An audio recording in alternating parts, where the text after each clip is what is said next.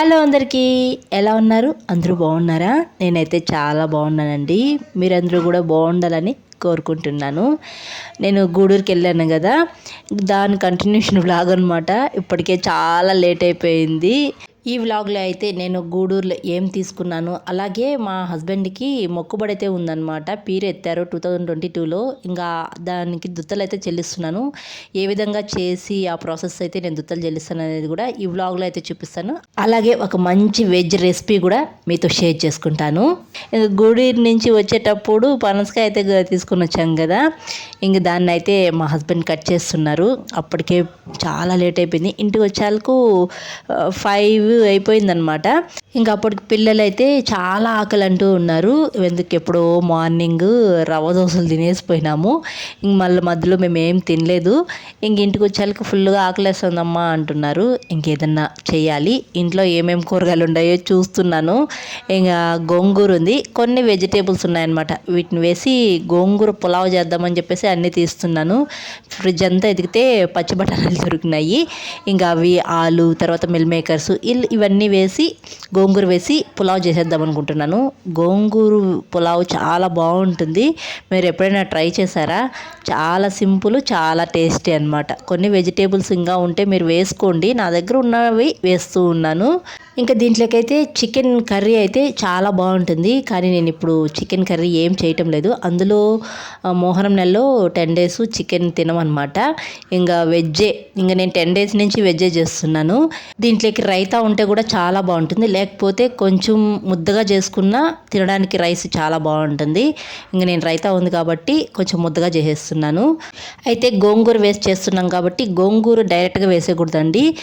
తనిగా ఇంకొక బౌల్లో గోంగూరని వేయించుకోవాలి. ఆయిల్లో వేయించుకొని పప్పుగత్తు మెదుపుకొని తర్వాత వేసుకోవాలి. ముందుగా అయితే నేను ఇక్కడ స్టవ్ పైన బాండి పెట్టుకొని నెయ్యి, ఆయిల్ కొంచెం వేసుకున్నాను. తర్వాత గరం మసాలాలు, పచ్చిమిర్చి, ఆనియన్స్, పచ్చి బఠానీలు వేసి కొద్దిగా సాల్ట్ కూడా వేసి వేయించుకునేస్తున్నాను. ఇంకో సైడ్ గోంగూర అయితే వేయించుకుంటున్నాను. నేను ఎక్కడ వంట చేసుకుంటా అంటే ఇక్కడ మా హస్బెండ్ పనసకాయతో కుస్తీ పడుతున్నారు. ఒక సైడ్ పనసకాయలు తీస్తూ ఇంకో సైడ్ తింటూ ఉన్నారు మా హస్బెండ్. టేస్ట్ మాత్రం చాలా బాగున్నాయి. 100 రూపీస్కి చాలా పనసకాయలు అయితే వచ్చాయి. వర్త్ అనిపించింది నాకైతే. ఇంకా 2 స్టవ్ల పైన అయితే నేను చకచకాని ఈ గోంగూర పులావ్ని అయితే చేస్తున్నాను. మిల్ మేకర్స్ కూడా వేశాను. ఇంకా ఆనియన్స్ వేగిపోయిన తర్వాత అల్లం వెల్లుల్లి పేస్ట్ వేసుకోవాలి. అల్లం వెల్లుల్లి పేస్ట్ వేసేటప్పుడు కొంచెం ఎక్కువ వేసుకోవాలి. ఎందుకంటే మనం వేసిన వెజిటేబుల్స్ అన్నిటికీ అల్లం వెల్లుల్లి పేస్ట్ పడితే చాలా బాగుంటుంది. కాబట్టి నేను 2 స్పూన్స్ వేసుకున్నాను. తర్వాత టమాటాలు, కొత్తిమీర, పుదీనా వేసేసి కలపకుండా అలా పెట్టేశాను. ఆవిరికి మగ్గిపోతాయి. ఇంకో సైడ్ గోంగూర కూడా ఉడికిపోయింది. గోంగూరని పప్పుకుత్తో మ్యాష్ చేసుకొని ఈ వెజిటేబుల్స్లో అయితే వేసుకొని బాగా వేయించుకునేయాలి. మధ్య మధ్యలో కలుపుతూ ఆయిల్ పైకి తేలే వరకు వేయించుకోవాలి. ఇప్పుడు నేను పెరుగు అయితే తీసుకున్నాను ఒక బౌల్లోకి. దాంట్లోకి ధనియాల పౌడర్, రెడ్ చిల్లీ పౌడర్, కొద్దిగా గరం మసాలా వేసి కలిపేసి దాన్ని కూడా వేసేస్తాను గోంగూరలో.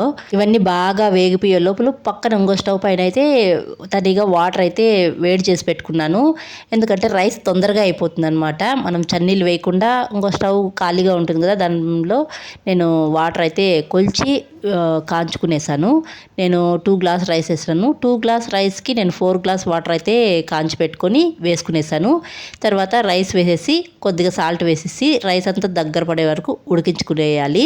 ఇంకా రైస్ వేసేసి మళ్ళీ ఇక్కడ పనసకాయల దగ్గరికి అయితే వచ్చేసాను. 100 రూపీస్కి ఇన్ని పనసకాయలు అయితే వచ్చాయన్నమాట. పనసకాయలు చేసి మా హస్బెండ్ రెస్ట్ తీసుకుంటున్నారు. ఈ లోపల రైస్ కూడా దగ్గర పడిపోయింది. కొద్దిగా నెయ్యి వేసుకునేయాలి. ఇప్పుడు రైస్ దగ్గర పడినప్పుడు నెయ్యి వేసుకొని ఒక్కసారి బాగా కలుపుకునేసి దమ్ పెట్టుకునేయాలండి. ఒక 15 minutes దమ్ చేసుకుంటే వేడివేడిగా గోంగూర వెజిటేబుల్ దమ్ బిర్యానీ రెడీ అనమాట. ఇంకా దీంట్లో చాలా వెజిటేబుల్స్ వేసుకోవచ్చు, కానీ నేను నా దగ్గర ఉన్నవి వేసుకొని చేశాను. వేడివేడిగా అవుతానే అందరికీ వడ్డిచ్చేసాను. వాళ్ళు తినేస్తున్నారు. అప్పటికే 5:40 అలా అయిపోయింది. ఇంక ఫాస్ట్గా నేను కూడా తినేసి దుత్తలు అయితే చెల్లించాలి కదా, ఇంకా వాటి ప్రాసెస్ అయితే చూడాలన్నమాట. 6కి వస్తామని చెప్పాం వాళ్ళకి. ఇంకా ఇక్కడికే లేట్ అయిపోతుంది, 6:30 అలా అయిపోతుంది. నేను మార్నింగ్ గూగుడికి వెళ్ళేటప్పుడే వాటర్లో బెల్లం నానబెట్టేసి వెళ్ళాను. ఇంకా తిరిగి వచ్చేలకు బెల్లం బాగా నానిపోయింది. ఇంకొకసారి బాగా కలుపుకొని వడగట్టుకునేస్తున్నాను. కొంచెం చెత్త ఏమన్నా ఉన్నా నీట్గా క్లీన్ అయిపోతుందని చెప్పేసి ఇంకా దాంట్లో ఇంకా కొద్దిగా వాటర్ వేసి ఇప్పుడు నేను షర్బత్ అయితే చేస్తున్నాను. దీంట్లో అయితే నానబెట్టిన సబ్జాలు, తర్వాత సోంపు పొడి చేసుకున్నాను. ఒక 2 స్పూన్స్ దాకా పొడి చేసి పెట్టుకున్నాను. ఆ పొడి కూడా వేసేసి తర్వాత సబ్జా ఆకు అయితే వేసాను అనమాట. సబ్జా ఆకు వేసి బాగా కలిపేశాను. ఈ సబ్జా ఆకే మెయిన్ ఈ షర్బత్కి. పీర్ల పండుగ వస్తే సబ్జాకు దొరకడం చాలా కష్టమవుతుంది. ఇంక ఈ షర్బత్ పీర్ల దగ్గరికి అయితే తీసుకుపోవాలి. దీన్ని పానకం అంటారనమాట. ఇంకా దుత్తల పని అయితే చూడాలి. ఈ దుత్తలు ముందు రోజే తెచ్చిపెట్టాను. వాటర్లో అయితే పెట్టేశాను అనమాట. ఇంకా 1 డే వాటర్లో పెట్టేసి తర్వాత నీట్గా కడిగి పెట్టుకునేసాను. ఇంకా ఆ దుత్తలకి అయితే నేను సబ్జాకు అయితే కట్టాలన్నమాట. ఎర్రదారంతో అయితే సబ్జాకు ఆల్రెడీ కట్టి పెట్టుకునేసాను. తర్వాత పూలు కూడా నేను ముందు రోజే కట్టి పెట్టుకున్నాను అనమాట ఫ్రిడ్జ్లో. అప్పటికప్పుడు కట్టాలంటే కష్టం కదా. ఇంకా పూలు కూడా కొన్ని తీసి దుత్తలకైతే కట్టాను. తర్వాత సబ్జాకు కూడా ఎర్రదారంతో కట్టాను కదా, అది కూడా కట్టుకునేసాను అనమాట దుత్తలకి. తర్వాత ముందుగానే నేను గంధం పొయ్యాల్సింది దుత్తలకి మర్చిపోయాను. తర్వాత పూలు కట్టేసిన తర్వాత గుర్తొచ్చిందనమాట. ఇంకా అందుకే గంధం కూడా కలిపి దుత్తలకైతే పూసేసాను. ఇంకా నేను అక్కడికి ఏమేమి తీసుకెళ్తున్నానో అవన్నీ ప్లేట్లు అయితే పెట్టుకునేస్తున్నాను. పూలు, బూందీ, చక్కెర, ఈ తర్వాత దుత్తల్లో పానకం అయితే పోసేసాను. ఇంక పోసేసి రెడీ చేసి పెట్టుకునేసాను. ఇంక ఇవి మాత్రం నేను ఇక్కడ ఇంటి ముందర ఇవ్వాల్సినవి, అంటే ఆకు ఒక్క వేస్తే బాగుంటుంది అనిపించింది అనమాట. తర్వాత షర్బత్ కూడా అవన్నీ నట్టింట పెట్టేశాను. మామూలుగా నేను కీర్ చేసేదాన్ని, నాకు అంత టైం లేదు, అందుకే ఇలా సింపుల్గా చేసేసాను. అన్నీ రెడీ చేసుకొని ఇంకైతే పీర్ల దగ్గరికి వెళ్ళిపోవడమే. నేను 5th రోజు అయితే చెల్లిస్తున్నాను ఈ మొక్కుబడి. ఒక 7 years అయితే చెల్లించాలంట మా హస్బెండ్ పీర్ ఎత్తినప్పటి నుంచి. ఇది చెల్లించేస్తే 4 years కంప్లీట్ అయిపోతుంది. ఇంకా 3 years నేనైతే మొక్కుబడి చెల్లించాలి. మా హస్బెండ్తో పాటు వాళ్ళ బ్రదర్ కూడా పీర్ ఎత్తారు. ఇద్దరు ఒకేసారి ఎత్తారనమాట. అందుకే 2 దుత్తలు నేనైతే చెల్లిస్తున్నాను పీర్లకి. ఇంకా ఇక్కడైతే పీర్ల దగ్గర అయితే పెట్టేశాము. ఇంకా హజరత్ రాలేదని చెప్పేసి వెయిట్ చేస్తూ ఉన్నాం అనమాట. హజరత్ వస్తే పాతాలు ఇచ్చేసి ఇంకా మేము తెచ్చినవన్నీ అక్కడ పెట్టేసి తర్వాత అయితే వచ్చేస్తాము. యాక్చువల్లీ మా హస్బెండ్కి నాగూర్లో పీర్ దొరికిందంట. అంటే ఒక 4 years బాబుగా ఉన్నప్పుడేమో పీర్ దొరికిందంట. ఇంకా అప్పుడు మొక్కుకున్నారంట మా అత్తయ్య, ఎప్పటికైనా మా హస్బెండ్ చేత పీర్ ఎత్తిస్తాను అని చెప్పేసి మొక్కుకున్నారంట. ఇంకా చివరిగా అయితే 2022లో మా హస్బెండ్ అయితే పీర్ ఎత్తారనమాట. ఇప్పటికి 4 years అయిపోయింది. పీర్ ఎత్తిన నెక్స్ట్ ఇయర్ నుంచి దుత్తలు అయితే ఇలా చెల్లించాలంట. ఇప్పటికి నేను 4 సార్లు అయితే దుత్తలు చెల్లించేసాను. నాకు తెలియక కొన్ని దినాలు చిన్న పీర్ల పండగప్పుడు దుత్తలు చెల్లించేదాన్ని. ఇంకా పెద్ద పీరు పండగకే కదా మా హస్బెండ్ పీరు ఎత్తింది. ఇంకా అప్పుడే చెల్లించాలి అంటే ఇంకా ఈసారి పెద్ద పీర్ల పండగకే దుత్తలు అయితే చెల్లించేసాను. ఇంకా దుత్తలు అయితే చెల్లించేసి ఇంక ఇంటికైతే వచ్చేసామన్నమాట. ఇంకా పని అంతా అయిపోయింది. ఇప్పటికి కొంచెం రిలాక్స్ అనమాట.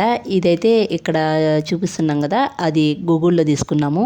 ఇంకా చాలా అయితే తీసుకున్నాను. కొన్ని క్లిప్స్ అంటే చాలా ఏం లేదులేండి, కొన్నే తీసుకున్నాను. ఈ బ్యాగ్ అయితే నచ్చి తీసుకున్నాను. చాలా రోజుల నుంచి హ్యాండ్ బ్యాగ్ తీసుకోవాలని చివరికి ఇది తీసుకున్నాను అనమాట.